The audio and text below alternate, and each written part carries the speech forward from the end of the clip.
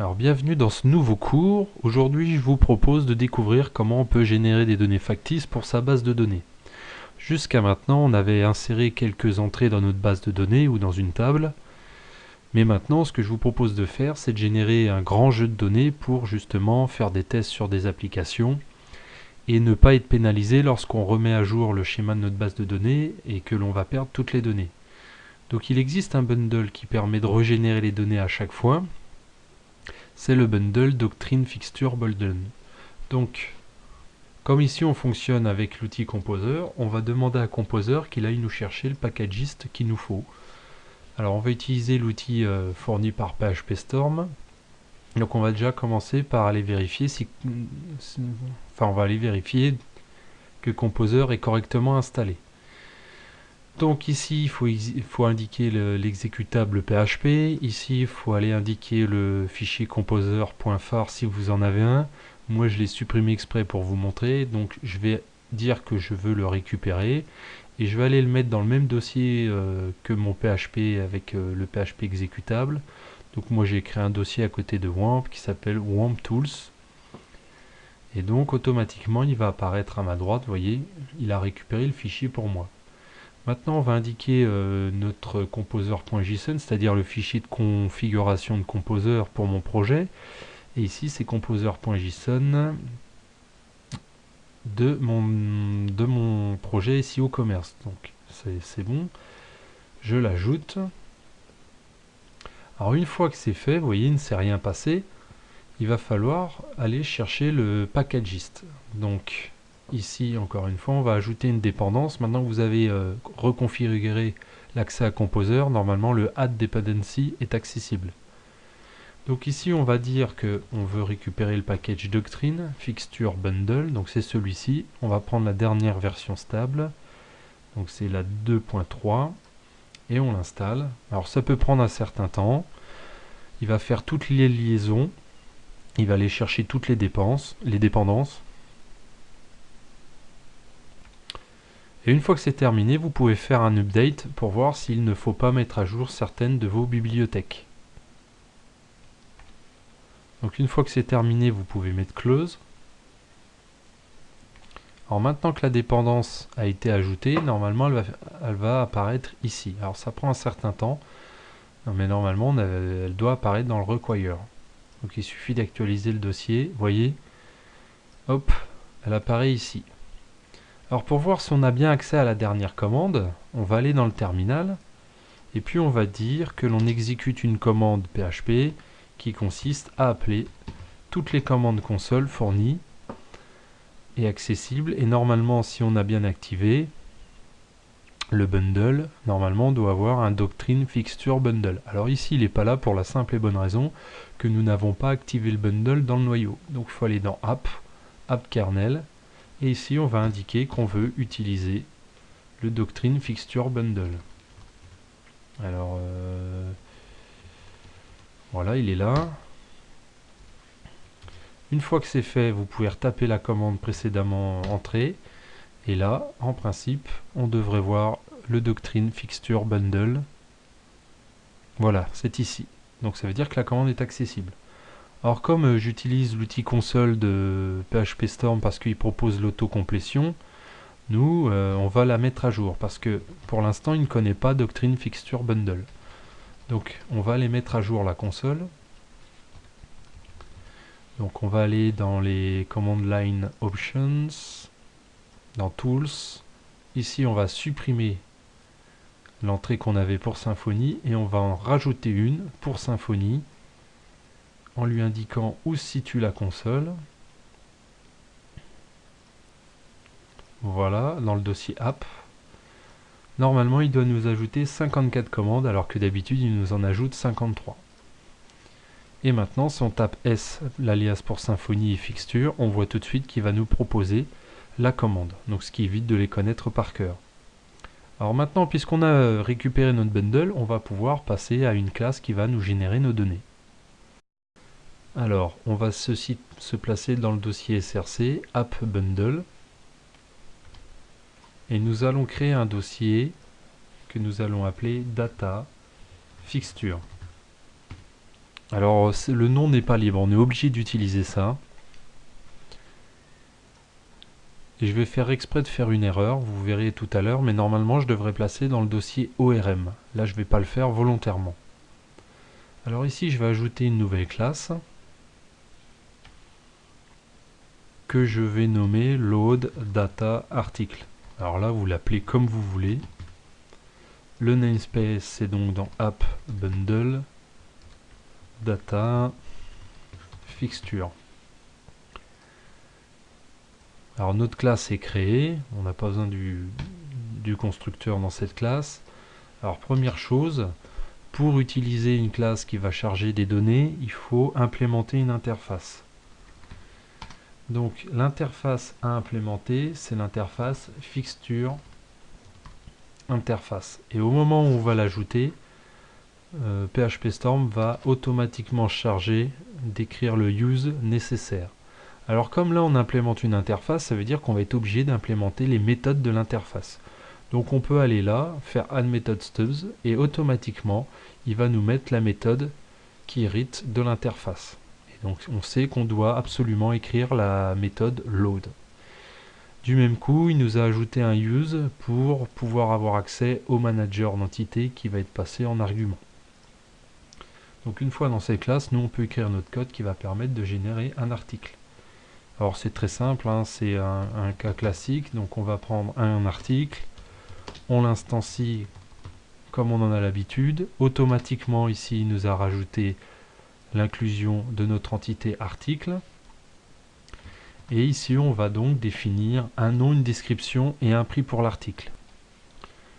Ensuite, une fois que c'est fait, on va persister notre article, comme on l'a vu dans une vidéo antérieure. Et une fois qu'un article est persisté, ça veut dire qu'il va être pris en compte par doctrine, on n'a plus qu'à mettre à jour dans la base de données via le manager et la méthode flush. Donc si on va sur nos données, ici on voit qu'on a deux articles. Donc ici j'en ai créé un premier. Alors il ne reste plus qu'à appeler cette classe-là qui va mettre à jour justement notre base de données. Donc c'est là que nos commandes interviennent. On va y pouvoir écrire le S, on peut mettre une fixture, et ça va nous indiquer que on s'apprête à charger des données. Alors on nous dit que la base de données va être purgée. Est-ce que l'on veut continuer? Oui, non. On va mettre oui, mais normalement on doit avoir un message d'erreur ici qui nous indique. Alors si on regarde tout ça, on dit qu'il n'a pas trouvé les fixtures à charger. Et si on regarde bien dans App Bundle, où est-ce qu'il est? SEO Commerce, SEO Commerce, App Bundle, voilà. Donc lui il cherche ce chemin-là, et on s'aperçoit qu'il va dans SRC, App Bundle, Data Fixture, ORM. Et nous on a App Bundle, Data Fixture, mais on n'a pas placé les éléments dans le dossier ORM. Donc ça c'est juste pour vous dire qu'effectivement la structure là n'est pas libre. Donc je vais rajouter ORM, je vais placer mon load data à l'intérieur, et du coup je dois changer mon espace de nom en rajoutant ORM. Maintenant qu'on respecte bien le chemin qui nous est imposé, on va pouvoir générer à nouveau les données avec fixture load. Donc on va mettre oui. Et là, il nous indique bien que la base de données a été purgée et qu'il a chargé les articles. Alors, pour le vérifier, il suffit de réafficher le contenu de la table article et on voit bien qu'on a deux, ou en tout cas un produit. Alors, si on trouve qu'un produit c'est pas assez, on peut en mettre plusieurs. Par exemple, je vais prendre un article 2 et puis je vais faire un clone de l'article, de mon premier article. Et puis, je vais dire que l'article 2 a un prix de, par exemple, 15,90. Donc j'ai plus qu'à persister ce nouvel article. Je vais recharger avec fixture load. Et là quand j'affiche, j'ai bien mes deux articles. Alors ça change pas grand chose, parce que tout à l'heure on avait déjà deux articles, mais au moins vous avez vu qu'on pouvait générer des données factices dans une base de données. Alors on pourrait faire une boucle pour dire qu'on veut X article. On va le faire pour illustrer. Alors, on va le faire comme ça. For. Donc là on va créer une boucle qui va se répéter 50 fois. Vu qu'on crée 2 articles par boucle, ça va nous générer une centaine d'articles. Alors on n'a pas besoin de prendre le flush dans la boucle puisque le flush ne se fait qu'une fois. Voilà, donc on va charger à nouveau nos fixtures. Et puis quand on va afficher ici, on voit que l'on a notre centaine d'articles. Alors l'inconvénient maintenant, c'est que ils ont tous le même nom et tous la même description. Donc ça c'est un peu embêtant. Alors il existe un autre bundle justement qui va nous permettre de mettre des données qui vont varier en fonction de l'entité à inscrire dans la base de données. Alors on va aller chercher le fameux bundle dont je viens de parler. Donc on va rajouter une dépendance à notre fichier composer. Voilà. Donc ce package c'est fzaninoto faker. Voilà. On va prendre la version stable 1.5 et on va l'installer. Donc il faut toujours être un peu patient quand on récupère des packages. Il y en a qui sont plus ou moins gros par rapport à d'autres. Voilà, donc une fois que c'est terminé, on fait un petit update pour voir s'il n'y a pas des dépendances à mettre à jour les unes par rapport aux autres. Et une fois que c'est terminé, on peut fermer. Alors si on va voir dans le fichier composer.json, on va trouver notre ajout, c'est-à-dire fzaninoto. Alors j'ai fait une petite erreur il y a quelques instants quand j'ai parlé d'un bundle à ajouter pour générer des données factices. En fait ici, Zanonito c'est pas un bundle, en fait c'est seulement une bibliothèque. Donc on n'a pas besoin de la déclarer dans AppKernel comme on l'avait fait précédemment avec les fixtures. Alors ici on va enlever notre boucle, ce qu'on avait fait tout à l'heure. On va enlever notre article, on ne va générer qu'un article. Donc ça on n'en a plus besoin. Voilà, donc là on a la création de notre article. Alors, on va devoir utiliser la bibliothèque justement qu'on a récupérée. On va créer un objet faker et on va indiquer où elle se trouve. Alors j'espère qu'il va nous la trouver. C'est pas faker, c'est... Alors, on va l'écrire. Faker factory create.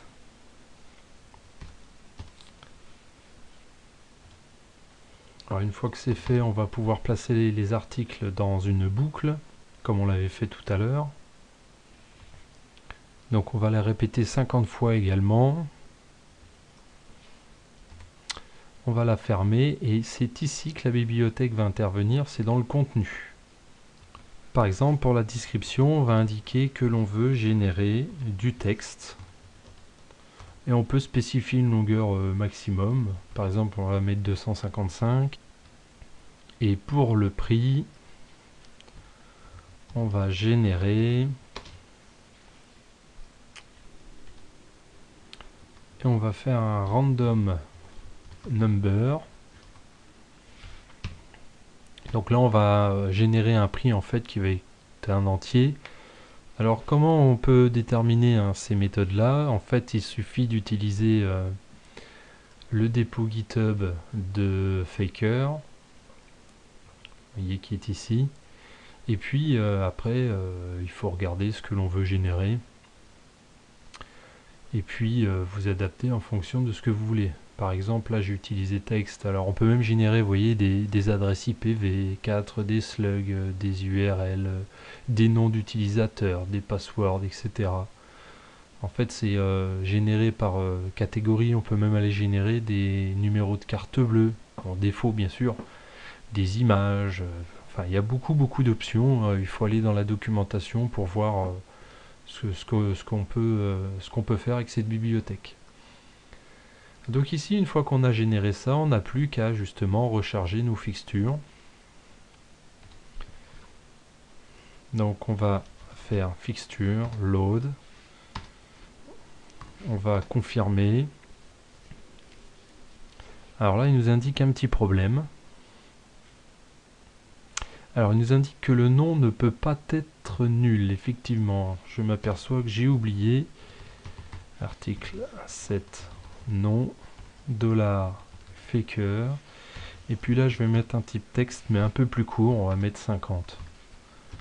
Voilà. Donc je vais pouvoir récupérer